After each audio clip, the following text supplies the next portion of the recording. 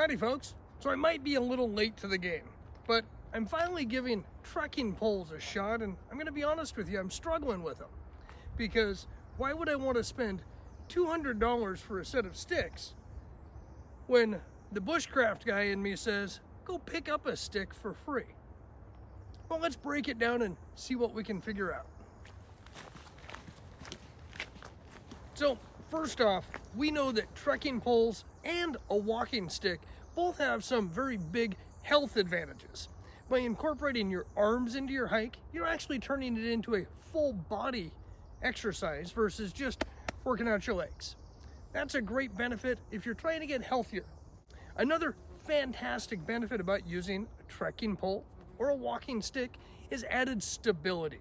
By being able to add additional points of contact while you're walking, that's going to help you on some uneven or some rough terrain. If you deal with balance issues, walking sticks or trekking poles are highly advantageous to help with the stability of your trip. When comparing a trekking pole to a walking stick, obviously one big advantage to a trekking pole is the customizability. You've got simple adjustments that allow you to extend or retract the trekking pole to be specific for the hike that you're doing. When you're hiking uphill, you'll have a shorter pole. When you're hiking downhill, a longer pole. Trekking poles have the customizability, whereas a walking stick is a stick. There's obviously multiple different uses for trekking poles or walking sticks.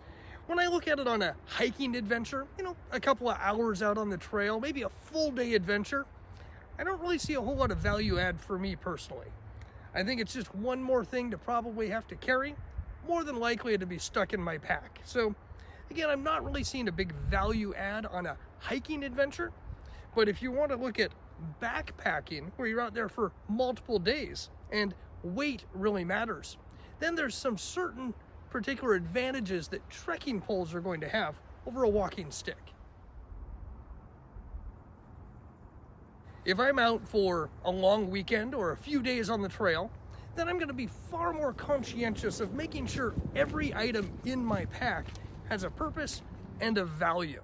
And for you gram or ounce counters out there, trekking poles are a lot lighter than a walking stick. This set of Montems that I have, for example, they're about 7 ounces per stick. There are a lot lighter options out there and a lot heavier options, but I found the 7 ounce seems to be a pretty decent weight. It's a hardy, solid pole without being overly heavy. When I was doing my research on trekking poles before I invested in a pair, I went down that rabbit hole of online shopping, and I found you can get poles as cheap as $40 for a set or as much as $200, $300, $400 for a set of poles. And online, they all look pretty much the same. Obviously, I know there's a lot of differences, and for you gear nuts out there, I'm sure you're all going to blast me with what those differences are. What I can tell you is I have figured out you need to settle on something that's going to be comfortable to hold on to and is going to be customizable to your needs.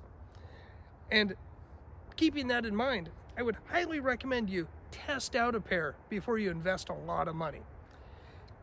By now, you should know that I'm pretty frugal. Some might even say cheap. My backpack is under $40, and just about everything I own, clothing-wise, is several years old. I don't buy a lot of new gear, and when I do, I try not to spend top dollar. Now, I can tell you this set of trekking poles, it retails for a little over $100, but I went on OfferUp, and I found a local hiker who is getting out of hiking and was done with his poles. I picked these babies up for $25. They're used, great condition, and they're exactly what I need for my next weekend adventure. So yes, there is a certain part of me that still says a walking stick is the way to go.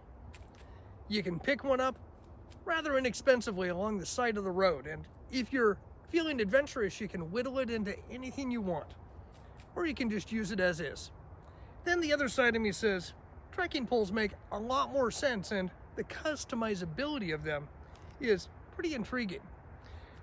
If you're not ready for a stick and you're not ready for trekking poles, that's great. But when the time does come for you to invest in one or the other, do your research, figure out what your needs are going to be, and then try something out before you make a big financial commitment. Either way, folks, I hope something helps you get out there on the trail and go have another adventure. So until next time, I hope to see you out there soon. I almost forgot my stick.